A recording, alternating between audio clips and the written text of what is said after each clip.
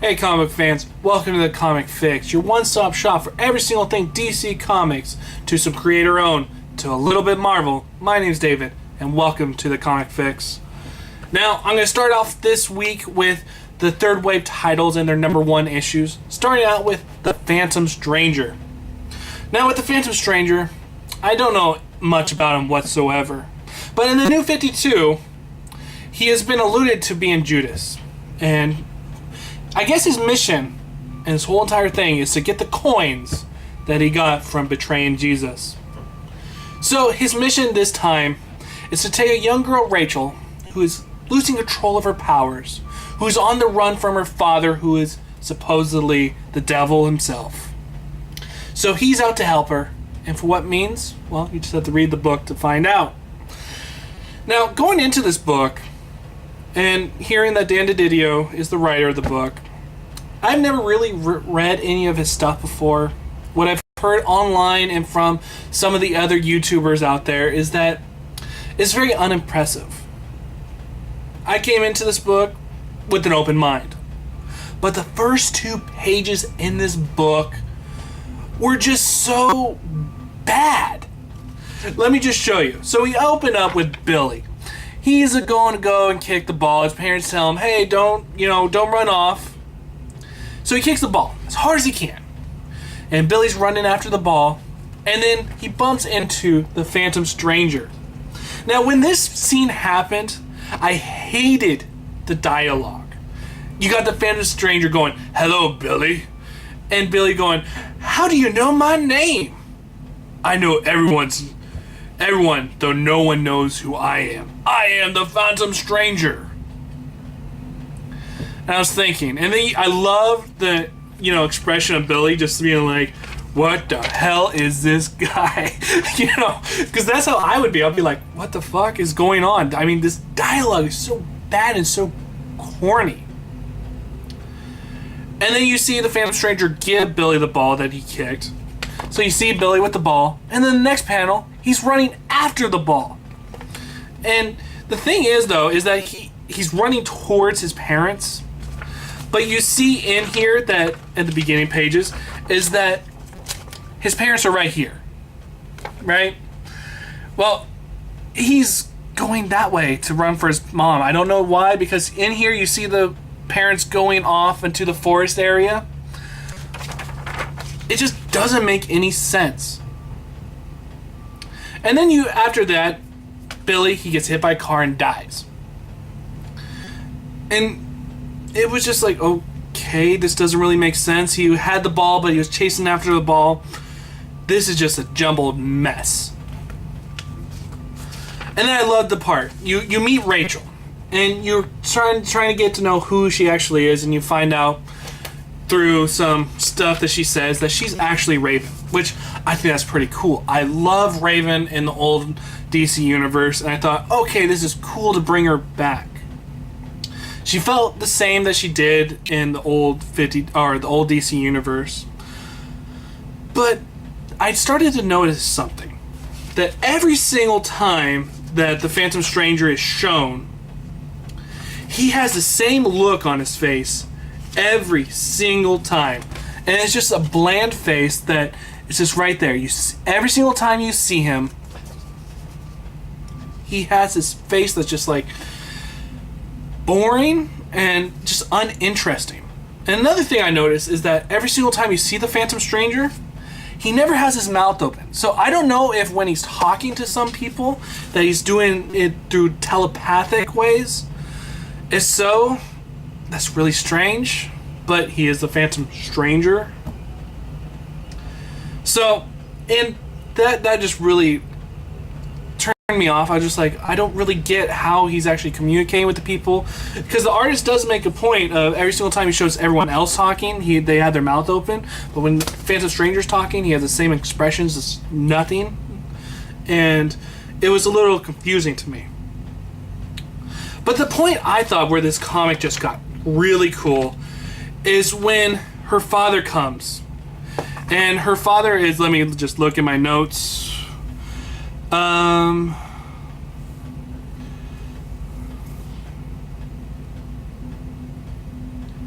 Well, there's a point in there where her father comes, and I forget his name, but this is when I thought the artist just was like, okay, I can have fun now. And he definitely did. He took the time to just put so much stuff in there with the devil creature that is Raven's father. And I thought this is the point where the artist was having fun and he wasn't, bound by the tropes of the Phantom Stranger. So all in all, this book was just bad. Bad writing, bad artwork, except for the part where the devil comes out and you're just like, man, you could just definitely tell that the artist is having a lot of fun. And then another thing that really griped me is that when the Phantom Stranger goes to his home and there's this big old reveal, I'm not worried about revealing it, you see he's just a regular guy. But when he's with his family, he has the same damn expression. And when he's having his dialogue as his regular self, he still does not have his mouth open. Can he open his mouth? I don't know. All I know is that this book is really, really bad. And in the end, I'm going to give Phantom Stranger issue number 1 a half a star out of 5. And everybody, just stay away from this book. This book is really bad, and I am going to be sticking with it till issue 3. Issue 3, I decided I'll give it every single new comic from DC Comics to issue number 3 to impress me. And then I'll decide if I want to keep the book or throw it away. Let me tell you, this is not on a good start with me. I mean, just really bad. Now to the third wave title that came out this week. That's Team 7. A floating prison called Facility 9 has gone radio silence. So it's up to Team 7 to check out what's going on and to deal with any threat that comes their way. So let's get on to what I thought about this issue. Now, with this issue, we're getting a lot of characters that I don't read their main titles. Like Grifter, don't read his main title, so I thought, okay, cool, I'm going to get Grifter in this one. And then same with Deathstroke. I don't read Deathstroke. I don't like anything Rob Liefeld does. I've read Rob Liefeld's first couple issues of Hawk and Dove, and I was just like, wow, this is just terrible, terrible, terrible stuff. So I knew I was just going to keep away from him. So it's cool, though, to get these characters that I don't really know very well and get them in this book. But the thing is, though, is that this book, it feels very familiar, and it doesn't do anything to shock you or to make you think that everything's going down a narrow path. You got the characters, and the characters don't like each other. And in the end, they're going to get into a situation where they actually have to work together. And in that working together, they'll become best friends, to say the least. But the shining moment I thought in this whole entire book was Grifter. There's a point in there where they get onto the facility, they're on top of the facility, and they need to get into the facility. Everyone's bickering back and forth, just what to do, and some of them are just like, let's just blow this whole place to hell.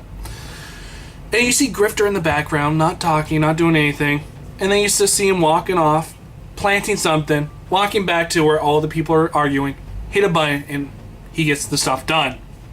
I like that. And it was funny, though, when you see the point in there where he pushes the button, I was kind of thinking he was actually Deadpool for a second, because it's just like his whole demeanor and everything just reminded me so much of Deadpool. And I just enjoyed it a hell of a lot. And I liked that Grifter was the guy who was actually getting stuff done. And he wasn't worried about all them bickering about who's boss, who's the best at this. No, he's just going to get the job done. But when you get into the facility, it was just zombie type of thing. It was just like, you've seen this all before. I would like to see this book take some risks. It seems like they're trying to do the stuff that they're doing in Suicide Squad. Where the first couple issues of Suicide Squad, it was them introducing the characters and being thrown into a situation. And with the Suicide Situation, and their first mission was a zombie apocalypse kind of a deal in a football arena. Well, you get the same deal here. In the end, you find out, oh no, there's some zombie type of things, and they're all coming for you. And I was just like, I've seen this before, and that was in Suicide Squad. But the thing that Suicide Squad that has over this book is that Adam Glass, the writer of Suicide Squad, takes his time to put some little twists at the end of every single issue. Somebody may die. Somebody you may think may died, but you find out in a couple issues he did not. Or someone may betray somebody. And it was just all very suspenseful and just like, oh my god, that's so cool. But you don't get any of that in this issue. The art in here is bearable, not terrible. The writing is okay. But this book, they're not taking any risk or trying to go down a path that makes you think, I wonder what's going to happen next. Because this all feels very predictable. So in the end, Team 7, issue number 1, will get a 1 out of 5. And it's pretty bad to see these third wave titles with their issue number 1. I know that they had issue number 0s. I didn't pick those up because I was having money issues and car problems up my ass. And so with these first issues of these books, I'm not very excited. There was nothing in here that excited me, and I know for a fact that if these books don't pick up, they're going to be going down the wayside very quickly. But I'm going to give them up to issue number 3 to impress me. And now, talking about Suicide Squad, we got an issue of Suicide Squad, issue number 13. This is a very interesting book. The Suicide Squad are dealing with, I think his name is Regulus, Regulus. And Amanda Waller is dealing with the Suicide Squad's traitor.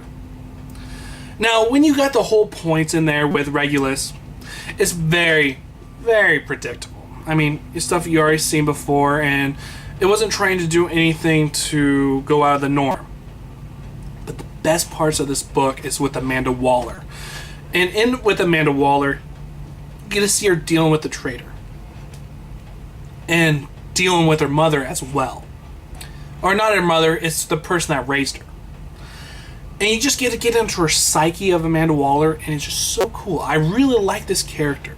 Now, I know in the old DC universe that Amanda Waller was the same type of character that she is in here, but she was a woman that looked like a woman. She wasn't, that skinny type thing that you see in her. She was just a regular sized woman, and that was something that brought so much life to her.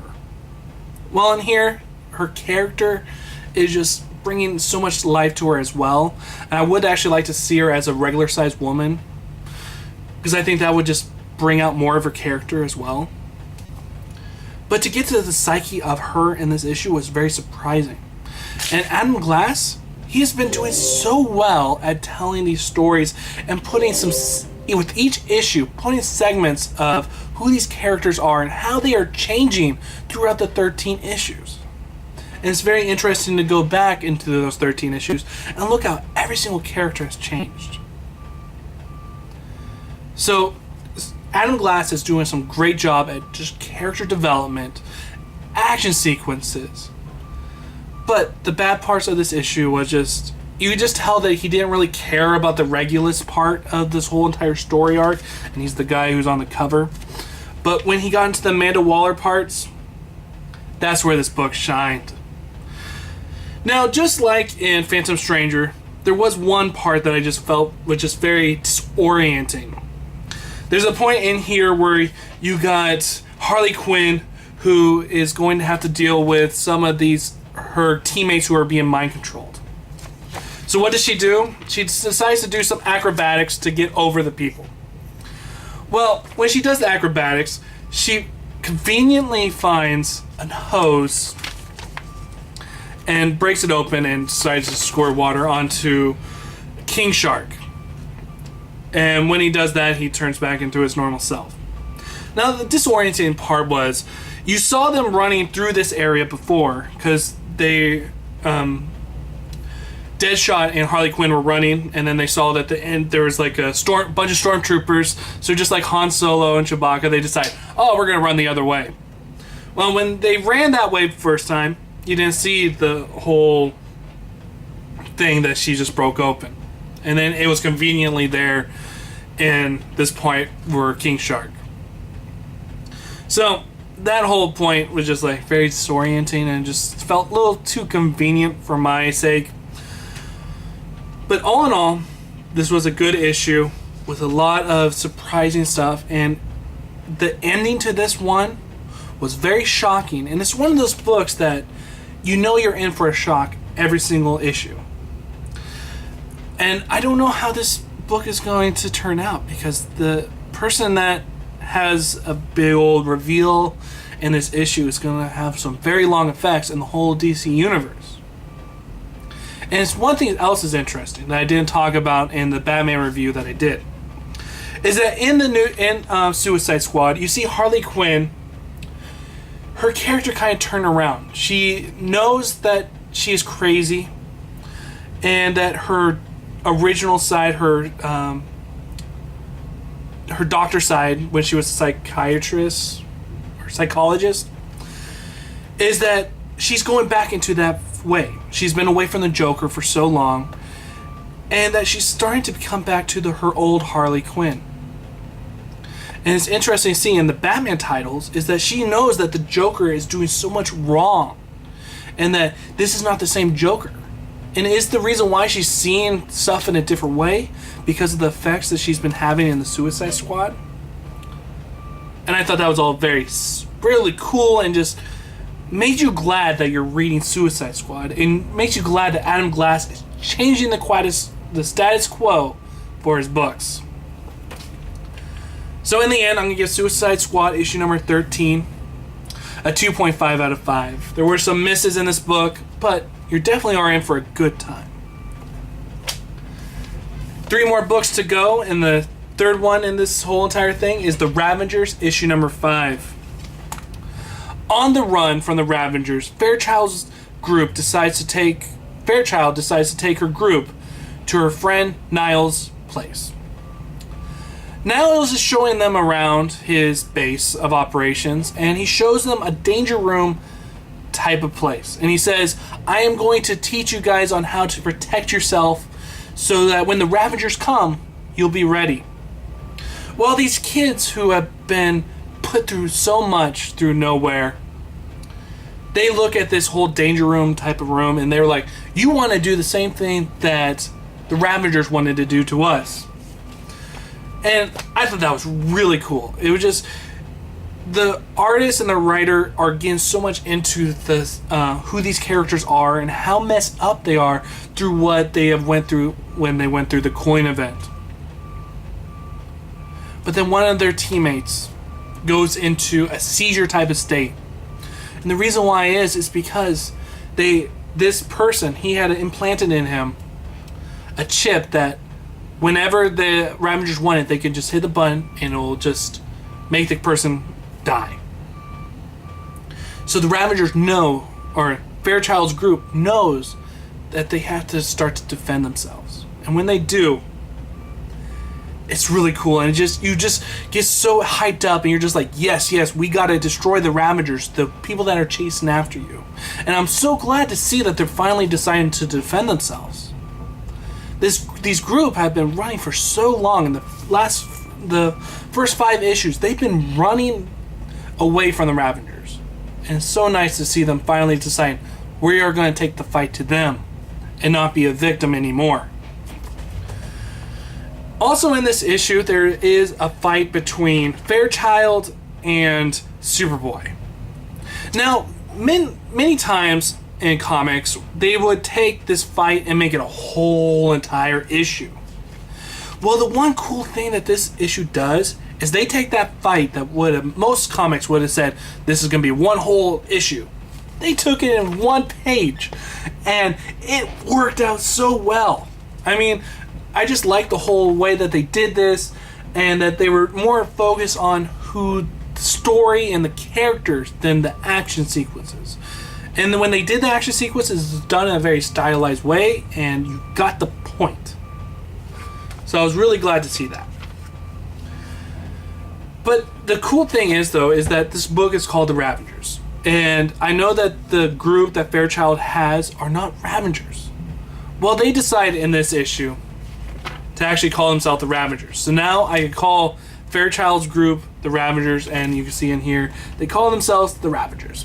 So, I thought that was cool. There was a lot of cool character moments in this one. There was cool action sequences. And this book makes you want to root for these teens. And the funny thing is, though, is that with the Teen Titans book, you're not rooting for the Teen Titans. I mean, there's nothing really there for you to like in the New 52 with the Teen Titans. But there's so much to like in the Ravagers. And this was the one book in the whole second wave that came out that I was looking least forward to. And I thought I'll probably pick it up for the first 3 issues and just throw it away and not look back. Well, this has been turned out to be one of the best books in the whole New 52 line. And you can't miss it. So in the end, I'm going to give the Ravagers issue number 5 a 3.5 out of 5. Good stuff here. Alright, the second to last book is Frankenstein Agent of S.H.A.D.E. And this is also a part of the Rot world that's been going on in the Animal Man and Swamp Thing books. Frankenstein is confronted by his maker, who is now working for the Rot. So it's up to Frankenstein to stop his master, or his maker, before the Rot destroys the world. Now, the interesting points that they're taking in the Frankenstein book is that with Swamp Thing and Animal Man series, right now they are in the future. They're in, I think, a couple years after the events of Rot World and how the whole world has been destroyed by the Rot. Well, in this book, you get to see the present and see how the Rot is just taking over everything. And it's up to Frankenstein to stop it, because the one thing that the Rot can't control is Frankenstein. Frankenstein's he's not even alive. I mean, he is alive, but he's just a bunch of parts of people, and they just can't control Frankenstein. So it's up to Frankenstein to stop him. And in this book, he finds out that his master, or his maker, made a weapon that can actually destroy the Rot, and will have a mass effect on the Rot. So it's up to him. His mission is to get these pieces, put it together, and hopefully this weapon will destroy the Rot. So there's some cool elements in here. One thing I like, though, about this book is that this artist, he does a really cool job of making every single event and every single panel feel like a big event, and just makes it feel like a summer blockbuster. So that was a really cool part, and the artist in here is just having so much fun, and is doing such a cool job at conveying his message in this book. And Matt Kindred, who's the writer of the book, he is really coming into his own in this series. And then today I got some really bad news, is that Frankenstein Agent of S.H.A.D.E. is going to be canceled. Now the thing is that Frankenstein Agent of S.H.A.D.E. is not one of the lowest selling books in the DC line. It's kind of in the middle. Now, why are they canceling this book? I don't know. But all I know is, just like Voodoo, this book is really good, and everybody should be giving it a try. And I was thinking, I was like, why are they actually canceling this book when the Rot World event's going on? And if people who are reading Animal Man and Swamp Thing will most likely come to this book and notice how good it is and stick on with it after the Rot World event's done. But it's not looking that way. They already said, we're canceling it, and you can get more Frankenstein with the Justice League Dark issues. So I'm really sad to see this book go. But if you're looking for some cool story, really cool art, and eventful art, look no further than Frankenstein Agent of S.H.A.D.E. In the end, I'm going to give Frankenstein Agent of S.H.A.D.E. issue number 13 a 4 out of 5.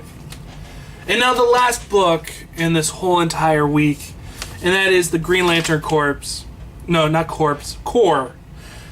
issue number 13. Guy Gardner has just been promoted to Lantern Sentinel. His first mission is to take these warring leaders who have been warring for centuries to Oa, so that the Guardians can make out a peace plan and get peace to this world. Well, a big old baddie breaks out of the Green Lantern prison, and Guy Gardner gets a call. Well, Guy Gardner has a past with this bad guy. And this bad guy has said, I'm going to go kill Guy Gardner's family. And so Guy Gardner decides, I'm going to go against what the Guardians want. And I'm going to go and protect the people I love. And when this all happens, you've seen in the Third Army, or Rise of the Third Army storyline, is that the Guardians are wanting to take down the whole, as I consider, the human Green Lanterns. And the best way that they do that is that they know that Guy Gardner is a guy who's going to go with his gut and do what's right, what he thinks. He's very hot-headed. So they play that off. They break this bad guy loose, and Guy Gardner, of course, goes off. And the effects of that is just like, you see the Guardians go or call Guy Gardner and be like, oh, Guy Gardner, we just promote you, Sentinel. You're supposed to make the hard choices, and you're making the wrong choice. And when you get all this dialogue with them, you're just like thinking like, really? This is dumb. I mean, why can't Guy Gardner see through this? I mean, they are being so blamed that they don't care, that it's just part of their plan. And the dialogue with Guy Gardner and the Guardians just feels very corny and just bland. And you're just wondering, why can't anybody else see through this? It was just, I gotta say that the whole Rise of the Third Army story arc by Jeff Johns and the whole team of the Green Lanterns guys feels very bland and uninteresting. And that's sad to see. Is that with New York Comic Con that's been going on, Jeff Johns has said that the Rise of the Third Army is a big event that's leading up into a bigger event. So I'm hoping that Jeff Johns and his Greenland and his writing core can pull something out of their ass and get me interested in this book once again. Because in the end, this book was just too predictable, and it didn't make me care or think that maybe the Guardians are going to go in a direction that I don't expect. Because everything in here seems so black and white and something that's not going to take any risks. So I want risk. That's one thing I think I've been emphasizing in most of these books that I've been reviewing in this video, is that the books don't take risks. This one doesn't. It has a point in there where you get the Third Army basically trying to do something to one of the Green Lantern guys. And when that scene happened, it was actually very intense. Let me just show you. Is that they're going into one of the trying to change the guy who's, you see the guy is being attacked by the Third Army, and they start to change him into one of their own. And another thing I gotta say about the Third Army as a whole is that with the little peaks of them that we got, the Third Army people feel just so bland and lifeless, that they're just a machine doing a job. So I don't know where this Green Lantern series is going, but all I know is that I'm losing interest very fast. But I will stick with the series because I am the Comic Fix, or I'm doing the show The Comic Fix, and I wanted to show you guys one studio like DC Comics and tell you guys when it's good or when it's bad. And I'm one of those, I do consider myself a DC fanboy, but I'm one of those fanboys that are willing to tell you guys this stuff is crap. And right now, Green Lantern Corps, it's crap. Same with the whole Green Lantern titles as a whole. I think that they need to shake things up, get a new editorial staff in there, and breathe some new life into this series. And it's funny to see, because Jeff Johns I thought was doing a terrific job before the New 52, but during the New 52, I've been losing faith in Jeff Johns quite a bit. So that's it for this week in reviews.